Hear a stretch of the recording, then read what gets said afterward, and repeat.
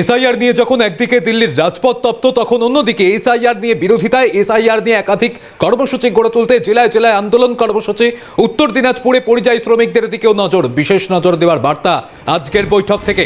বহরমপুর সাংগঠনিক জেলার নেতারা এলেন বৈঠকে। অভিষেক বন্দ্যোপাধ্যায়ের জেলাওয়ারি বৈঠক, সেই বৈঠক থেকে একাধিক বার্তা অভিষেক বন্দ্যোপাধ্যায়ের। দুপুর 2টো থেকে বহরমপুর সাংগঠনিক জেলার বৈঠক, সেই বৈঠকে একাধিক নেতৃত্ব ইতিমধ্যেই এসে উপস্থিত হয়েছেন।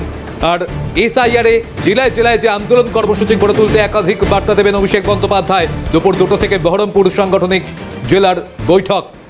অভিষেক বন্দ্যোপাধ্যায় তার কেমন স্ট্রিটের যে অফিস, সেখানেই দলীয় অফিসে ইতিমধ্যেই একে একে জেলার নেতৃত্বরা তারা এসে উপস্থিত হয়েছেন। এখন এই বৈঠক থেকে কি বার্তা দেন অভিষেক বন্দ্যোপাধ্যায় জেলা নেতৃত্বকে, সেদিকেই নজর রয়েছে আমাদের। এসআইআর নিয়ে জেলায় জেলায় আন্দোলন কর্মসূচি, যেভাবে এসআইআর বিরোধিতায় সরব ইতিমধ্যে অভিষেক বন্দ্যোপাধ্যায়, তিনি আগেও জেলাবাড়ি বৈঠক করেছেন। এবার আরও একটি বৈঠক হতে চলেছে, বহরমপুরের সাংগঠনিক জেলার বৈঠক। শুভজিৎ দে প্রতিনিধি আমাদের সঙ্গে রয়েছেন। শুভজিৎ, এই মুহূর্তের কি আপডেট পাচ্ছ?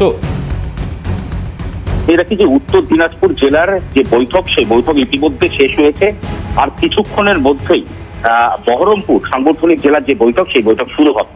ইতিমধ্যে অভিষেক বন্দ্যোপাধ্যায় তার সঙ্গে বৈঠক সেরে বেরিয়েছেন উত্তর দিনাজপুর সাংগঠনিক জেলার প্রতিনিধিরা। ইতিমধ্যে একাধিক বিষয় তোমাকে জানিয়ে রাখি, যেটা সূত্রের পর দেখা যাচ্ছে যে একাধিক বিষয়ে আলোচনা হয়েছে এই বৈঠকে।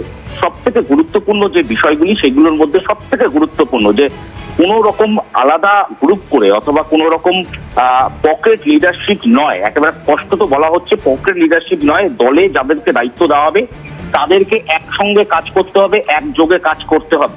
এই নির্দেশ যেরকম এই বৈঠক থেকে দেওয়া হয়েছে, একই সঙ্গে নির্বাচনের কথা মাথায় রেখে 2026 বিধানসভা নির্বাচন, আর সেই নির্বাচনের কথা মাথায় রেখে 2024 সালে যে লোকসভার ফল হয়েছিল, সেই কথাকেও মাথায় রেখে বুথ পর্যায়ে মিটিং এর যে সংখ্যা, সেই সংখ্যা বাড়াতে হবে, জনসংযোগ বাড়াতে হবে এবং ব্লক সংগঠনগুলিকে চাঙ্গা করাই এই মুহূর্তে একমাত্র লক্ষ্য তৃণমূল কংগ্রেসের প্রতিনিধিদের। যেটা স্পষ্টত আজকের যে বৈঠক, সেই বৈঠকে একেবারে স্পষ্টত বলা হয়েছে। এবং শুধু তাই নয়, একই সঙ্গে তোমায় জানিয়ে রাখি যে ইতিমধ্যে আমরা জানি যে স্বল্প ভোটে রায়গঞ্জের যে সিট, সেই সিট হারাতে হয়েছিল তৃণমূল কংগ্রেসকে, যে কারণে কিছুটা হলেও উষ্মা প্রকাশ করেছেন আজকে সর্বভারতীয় সভাপতি, সর্বভারতীয় সম্পাদক অভিষেক বন্দ্যোপাধ্যায়।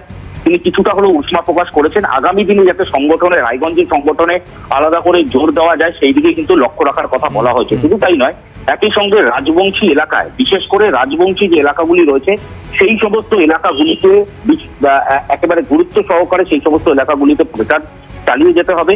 এবং শুধু তাই নয়, করমদিঘি এবং রায়গঞ্জের যে এই দুটি সিট নিয়ে ইতিমধ্যে যেরকম তোমাকে বলছিলাম যে উষ্মা প্রকাশ করা হয়েছে, অন্যদিকে এই সমস্ত সিটগুলিতে যদি কোনো রাজবংশী পরিবার সেখানে বসবাস করে, তাদের দিকে নজর দেওয়া। এবং শুধু তাই নয়, বাঙালি অস্মিতাকে সামনে রেখে পরিযায়ী শ্রমিকদের দিকেও কিন্তু বিশেষ করে নজর দিতে হবে। কারণ উত্তর দিনাজপুর জেলায় একাধিক মানুষ যারা পরিযায়ী শ্রমিক হিসাবে বাইরের রাজ্যে কাজ করে থাকেন, সেক্ষেত্রে পরিযায়ী শ্রমিকদের উপরে যে অত্যাচার এই মুহূর্তে চলছে, যে কথা বারংবার তৃণমূল কংগ্রেসের তরফ থেকে বলা হচ্ছে বা দাবি করা হচ্ছে, তাদেরকে যাতে বিশেষ করে তাদের দিকে যাতে নজর রাখা যায়, তাদের কোন রকম কোনো অসুবিধার মুখে যাতে তাদেরকে পড়তে না হয়, বা যদি কেউ কোনো পরিযায়ী শ্রমিক বাইরের রাজ্যে গিয়ে আটকে পড়েছেন অথবা কোনো রকম ভাবে কোনো অসুবিধার মুখে, পরবর্তী পরিস্থিতির উপর নজর রাখো শুভজিৎ। আপাতত ধন্যবাদ জানাচ্ছি তোমাকে।